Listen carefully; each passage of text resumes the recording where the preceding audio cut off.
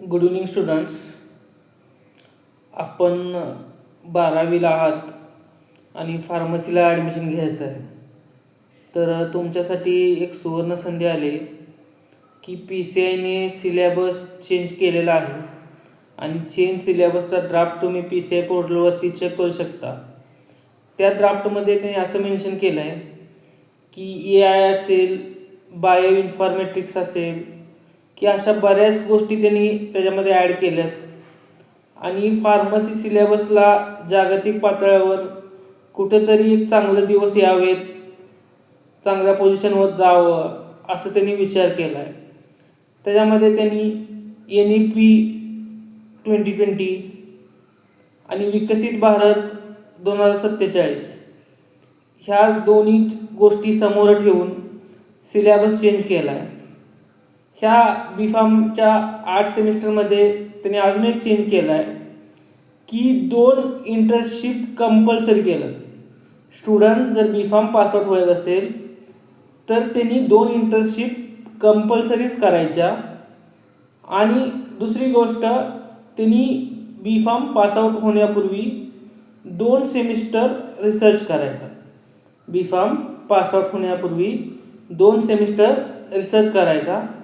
आणि तुम्ही सर्व सिलेबस जर बघितला तर तो सिलेबस पूर्ण pharmaceutical industry with IT sector असेल, IT हेल्थ केअर सेक्टर असेल, कोणत्याही सेक्टरमध्ये गेला तरी तो सिलेबस तुम्हाला युजफुल आहे. म्हणजे फार्मसीला खूप चांगले दिवस येणार आहेत, खूप मोठ्या अपॉर्च्युनिटी आहेत. आपण PCI president doctor Mantu Patil sir यांचा आपण आभार मानावेत तेवढे कमी आहेत, कारण त्यांच्या संकल्पनेतून PCI सिलेबस ड्राफ्ट चेंज होतो आहे. आणि तो ड्राफ्ट चेंज झाल्यानंतर सर्वप्रथम जे शिक्षक वर्ग आहेत माझ्यासारखे त्यांना ते ट्रेनिंग देणार आहेत, त्यांना एक्सपर्ट करणार आहेत आणि मग ते विद्यार्थ्यांना शिकवणार आहेत. म्हणजे सिलेबस चेंज झाला म्हणजे त्या टीचरला तर काय यायला पाहिजे, टीचरला येण्यासाठी काय करणार आहेत, ते ट्रेनिंग देणार आहेत आणि ते ट्रेनिंगनंतर ते स्टाफ त्या स्टुडंटला टीच करणार आहे. म्हणजे काय की फार्मसीला दिवस खूप चांगले येणार आहेत.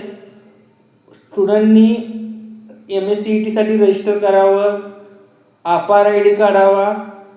हे सर्व गोष्टी झाल्यानंतर B.Pharm कोर्सला प्रायोरिटी जास्तीत जास्त द्यावी. तुम्ही B.Pharm कोर्सकडे पॉझिटिव्ह वेने बघा. खूप चांगल्या अपॉर्च्युनिटी आहेत. ते गिवअप घ्या, टेकअप करा.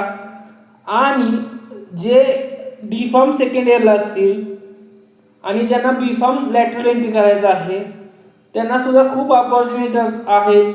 B.Pharm नंतर त्यांनीसुद्धा लॅटरल एंट्रीने B.Pharmला ॲडमिशन घेऊन खूप त्यांचं चांगलं करिअर करावं. थँक्यू.